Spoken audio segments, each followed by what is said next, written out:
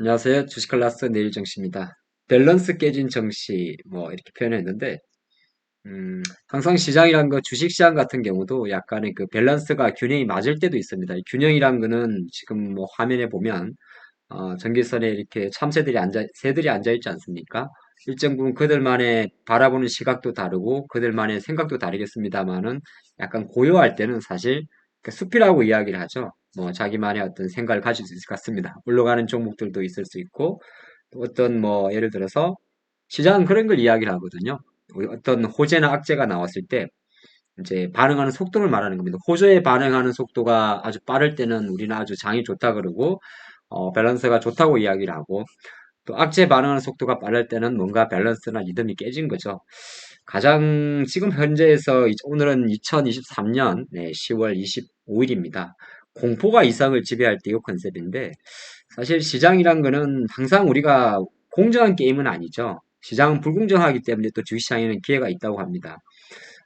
하루 바닥권을 좀 형성하는 과정에서는 하루 오르기도 하고 하루 빠지기도 합니다. 근데 이제 항상 올랐을 때의 주인공과 내려갈 때의 주인공이 달라진다는 거죠. 그래서 많은 투자분들이 역배열이 장이 그래서 어렵다고 이야기를 해요. 역배열의 가장 큰 기준은 이제 월봉 이렇게 음봉이고 우리가 말한 일봉에서 이렇게 중기이동 평균선 61선 파란선이고 어, 약간 또 21선, 5일선 이렇게 틀어져 있는 거죠. 근데 요즘 같은 장엔 약간 그런 생각이 잠깐 듭니다. 뭐냐면 영풍재질한 종목이 있죠. 예, 우리나라 시장에서 지금 약간 이제 최근에 생겼던 일련의 사건인데 특정 기업이 이제 미수금이 많아서 또 이제 시세 조정의 혐의 때문에 거래를 정지시키면서 미수가 이제 많이 발생을 해요. 미수라는 건 뭐냐면 내가 아주 단기적으로 자금을 융통하는 걸 말합니다.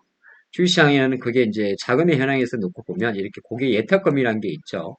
이건 이제 우리가 보통 보면 주식을 사기 위해서 예수금으로 잡히는 그런 합을 말하는 거고, 신용융자라는 거는 보통 이제 어느 정도, 아주 단기는 아니고요. 1개월이면 1개월, 3개월이면 3개월, 금리 이자를 내고, 그러니까 주식의 가치를 담보를 해서 돈을 정권사에서 빌려주는 거죠.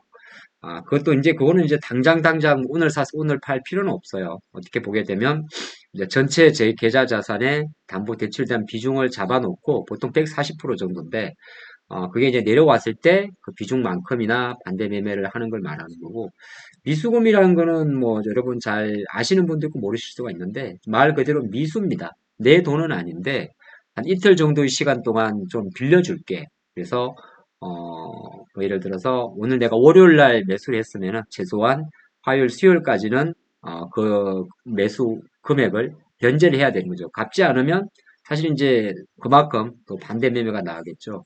근데 약간 이런 경우는 특이한 경우예요. 명품제지처럼 내가 그래서 갚으려고 했는데 갑자기 거래 정지가 돼버리면 주식을 팔 수가 없잖아요. 미수를 해결할 때는 보통 두 가지 방식이 있습니다. 하나는 현금으로 납부하거나 아니면 주식을 매도하면 되거든요. 그러니까 매도하지 않은 상태에서 이렇게 미수가 발생을 하게 되면 부득이 그 계좌 같은 경우는 이 한 종목이 미수가 발생을 했습니다만은 이것 때문에 또 다른 종목, 뭐 예를 들어서 여러 가지 종목이 있을 수 있는데 대부분이 어떤 상태냐면 시가총액 봤을 때 약간은 많이 빠지는 종목 위주로 먼저 나옵니다. 근데 오늘 같은 장은 약간 치수만 놓고 보면 사실 우리가 뭐 크게 그건 없어요. 그냥 어제 많이 올랐다가 뭐 요 정도. 코스닥도 마찬가지죠. 물론 1%의 변동성은 꽤 큽니다만 치수만 놓고 봤을 때는 뭐 그렇게 없는데 이런 게 보면 달라지는 거죠. 뭐 예를 들어서 시가총액을 놓고 보면 지금 삼성 다 많이 빠진 게 다 배터리 종목들인데 LG엔솔 자 갑자기 이야기 나와서 그런데 음, LG에너지솔루션이 많이 하락한 게 크죠. 예, 이게 큰 게 이제 LG에너지솔루션이 잘 아시겠지만은 국내 배터리도 공장도 있습니다만은 북미에 이제 많은 투자를 하지 않겠어요? 그래서 이제 그 회사가 우리가 미국의 대형 자동차 회사 제너럴 모터스라는 회사예요. 근데 저는 그런 생각이 들거든요. 자, 제너럴 모터스라는 기업의 주가를 보면 거의 43달러에서 계속 내려오고 있었습니다. 그리고 이제 오늘 실적을 발표하면서 실제 이 주가가 내려왔다는 건 여러 가지가 있을 수가 있어요. 포도도 마찬가지고. 이미 주가는 실제적으로 전기차의 전환 속도도 좀 더디고, 또 게다가 이제 9월달 접어들어서 마침 파업까지 하다 보니까 설상가상으로 주가 내려가는 과정 중에서 이제 실적을 발표하면서 향후 전망을 하는데 불확실성이 있기 때문에 조금 더 원래 계획에 세웠던 거 우리도 하다 보면 그런 게 있잖아요. 계획을 세우죠, 연초에. 근데 중간중간에 수정할 수가 있지 않습니까? 뭐 예를 들어서 전기차 공장을 짓는다든지 캐파 같은 경우는 사실 목표라는 거는 원래 좀 높게 세워두거든요. 그 목표에 대한 어떤 약간 수정치의 시장은 상당히 센티멘탈하게 반응을 한다는 거죠.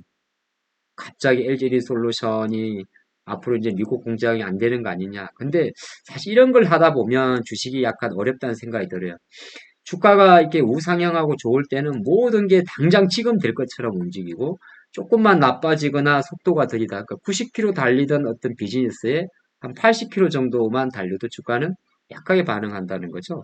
그래서 우리가 가끔 하는 이야기가 지금 같은 장은 공포가 이성을 지배할 때라는 겁니다. 원래 주식은 공포에 사서 예? 탐욕에 팔아란 말이 있는데 이 공포라는 게 어느 정도의 공포냐면 그러니까 체계적인 리스크, 예를 들어서, 물론 시장에는 여전히 체계적인 리스크가 존재를 합니다. 시장 전체적인 리스크를 말하는 거죠. 여전히 유가는 내려는 왔지만은, 뭐 우리가 볼 때 8출 상반기보다는 높은 레벨에 있고, 우리나라 통화가 상대적으로 지금 일본 엔화 강세라든지 달러 약세 때문에 강해 보이지만은, 하지만 이 외국인들이 실제적으로 상반기 6월 달까지 대략 13조 정도 금액을 매수할 때 레벨보다는 조금 높은 거고 여러 가지가 복합적이겠죠. 그래서 오늘은 이제 좀 늦은 시간에 다보 이렇게 이야기하는 거는 지금 같을 때 이제 많은 투자분들은 뭐 제 일은 사실 리스크 관리죠. 그쵸. 이게 왜 그러냐면 시장은 오르기도 하고 내리기도 하는데 문제는 속도의 싸움이에요. 그러니까 이렇게 급하게 빠진다든지 전저점 이런 이하에서 움직이는 종목들. 예, 그리고 이제 민감하게 반응하는 사실 이제 미수검 잔고 이런 것도 있습니다만은 이제 많은 중소기업들은 담보대출 리스크에도 많이 노출이 됩니다. 그러니까 우리는 개인만 미수를 쓰는 게 아니라 기업의 오너들도 미수를 많이 써요. 특히나 이제 이거 약간 제가 옆으로 새는 이야기인데 제약회사들이 있을 수 있어요. 제약회사들이. 아주 작은 이 제약회사의 지금 하나의 차트를 보고 계신데 제약회사들, 작은 회사들 같은 경우는 항상 지금까지 고금리 시대에는 높은 자금 조달을 했죠. 처음에는 자금을 어떻게 융통하냐 하면 거의 대주주나 회사가 자기 회사 주식을 담보로 해서 대출을 받습니다. 근데 주가가 내려가게 되면 조금씩 주식을 팔아야 돼요. 현금으로 메꿀 수는 없으니까. 주식을 팔다 보면 또 담보대출을 마쳤는데 팔았을 경우에 그거 판 것 때문에 또 주가가 내려가겠죠. 그러니까 내가 이 증권사나 이제 상장회사들도 큰 회사들은 그 회사의 신용도를 보고 뭐 은행에서 빌린다든지 하는데 회사채 조달 같은 건 거의 안 되지 않겠어요? 근데 그런 이제 잘 자란 종목들이 숲이 이렇게 괜찮을 때는 상관이 없는데 약간만 이제 요 안에 새들이 많이 있더니 약간만 선을 흔들어 버리거나 바람이 불거나 지진이 불어도 우두두두 떨어진다는 거죠. 현상에 대한 결과인데 그래서 제가 오늘 이제 내일 증시에서 말씀드리고 싶은 이야기는 뭐냐 하면 공포가 이성을 지배할 때 사실 이 공포는 여러 가지 공포가 있습니다만은 그러니까 도미노 게임이죠. 안 좋은 게 막 나올 때는 사실은 그때는 일단 두 가지 방법입니다. 뭔가의 큰 이벤트가 터지고 하다 보면 항상 근데 생각보다 작은 트릭으로 또 바닥을 돌리기도 해요. 물론 그게 전체가 아니지만 우리가 가끔 보게 되면 어떤 특정의 사건 자체가 엄청난 변화를 가져오는데 과연 이제 영풍재지 사건과 지금 국내 증시의 사건은 조금 별개의 이슈가 맞긴 맞습니다만은 중요하게 바라보는 거는 시장에서 지금 당분간은 이렇게 돈에 대한 흐름 자체가 제한적이라는 것 자체가 우리가 늘 고민해야 될 부분인 것 같습니다. 이게 주식시장에서 가장 중요한 게 수급의 장사 없다거든요. 수급의 장사 없다기 때문에 어느 정도 신규 자금이 다시 들어와서 하기에는 뭔가 시장 조건이 신규 자금이란 거는 뭐냐 하면 이게 저점이다 생각하고 들어오는 거거든요. 시장도 저점이다 생각하지만은 사실 어떤 섹터가 저점이다 하고 들어오는 거예요. 그쵸? 그게 제가 드리고 싶은 이야기. 우리가 말할 때, 자, 저점이다 주식 사할 때는 지수를 보고 하는 게 아니라 많은 투자분들 어떤 섹터가 저점이다 생각하고 들어오는 겁니다. 그러면 이제 우리는 그런 생각을 계속 하는 거죠. 과연 삼성전자가 저점이다 질러야 될지, 하이닉스가 저점이다 질러야 될지, LGD 솔루션이 저점이다 질러야 될지, 자동차가 저점이다 질러야 될지. 시장에서 많이 반도체를 이야기합니다만은 정말 그런 반도체가 지금 저점이라서 질러야 될지. 근데 제가 지금 이렇게 던지는 이 작은 이야기들에 여러분들도 이거는 저점이 아니잖아요.